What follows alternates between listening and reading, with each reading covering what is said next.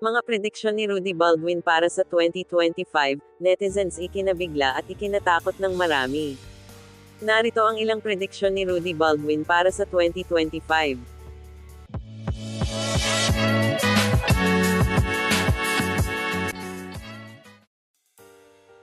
Ibinahagi ng sikat na psychic at visionary na si Rudy Baldwin ang ilan sa kanyang malulungkot at nakakatakot na prediksyon para sa taong ito. Sa isang nakaraang artikulo, ibinahagi ng psychic at visionary na si Rudy Baldwin ang kanyang prediksyon tungkol sa The Big One. Tulad ng alam nating lahat, ang pangyayaring ito sa kanyang panaginip ay tungkol sa isang nakapipinsalang lindol na magaganap at magdudulot ng maraming pagkamatay. Hindi niya masabi ang eksaktong oras kung kailan ito mangyayari, ngunit pinapayuhan niya ang lahat na maghanda. Kamakailan lamang, sa isang panayam kay Corina Sanchez, ibinahagi niya ang kanyang mga prediksyon tungkol sa kapalaran ng mga aktres at mga vlogger. Nakita niya sa kanyang panaginip ang mga trahedyang pangyayari, isang bagong alon ng pandemya, at kamatayan. Nakita niya na magkakaroon ng maraming pagbagsak ng eroplano. Pero, hindi ko rin masisisi lahat sa eroplano eh. Bago naman lumipad ang eroplano, check mo na talaga yan. Siguro ang tanging may payo ko na lang, Miss Corina, magdasal na lang talaga. May isang batang aktres na sasalakay na kamakailan lamang ay nasangkot sa isang kontrobersya sa panloloko. Ang pangalan ay nagsisimula sa M. Ito naman, himala na lang kung mabubuhay siya. Ako magbigay na talaga ako ng matindi clue na talaga ha.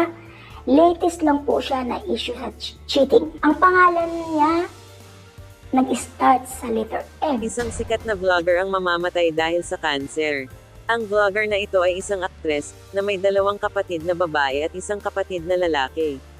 Nagkaroon na siya ng problema sa kalusugan dati, ngunit nagawa niyang malampasan ito. Gayunpaman, ang cancer ay kumakalat sa buong katawan at magiging hindi na mapagagamot. Isa siyang vlogger, isa rin siyang artista.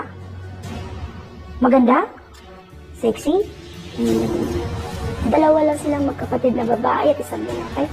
Ibang lahi ang papa niya. Isang bagong sakit ang magdudulot ng pandemya muli at isa sa mga sintomas ay ang pagsusuka ng dugo. Karoon ulit ang isa pang sakit o pandemya.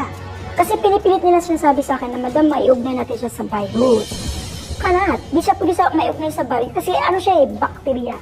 Pagsabog ng Bulkang Taal na makakaapekto sa Metro Manila. Ayon sa kanyang mga panaginip, ang pagsabog ay magiging pinakamalakas sa kasaysayan at ang abo nito ay aabot sa Metro Manila. At this 2025, mag-eraction po siya ng pinakamalakas. Mag-face mask na tayo lahat. Talagang grabe ang dilim ng paligid Maging si Corina Sanchez ay hindi nakaligtas sa mga babala, makakasangkot umano ito sa isang aksidente at binalaan na siya ni Baldwin tungkol dito.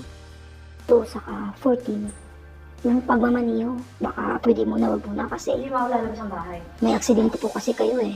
Harapan mo nga yung mga dates na yun. Samantala, gaya ng lagi niyang ipinapahayag, ang mga panaginip na ito ay hindi para takutin ang mga tao. Sa kanyang mga post, hinihikayat niya ang mga tao na palaging manalangin. Ano ang masasabi mo tungkol dito mga ka-trend vibes? Ipaalam sa amin sa mga komento.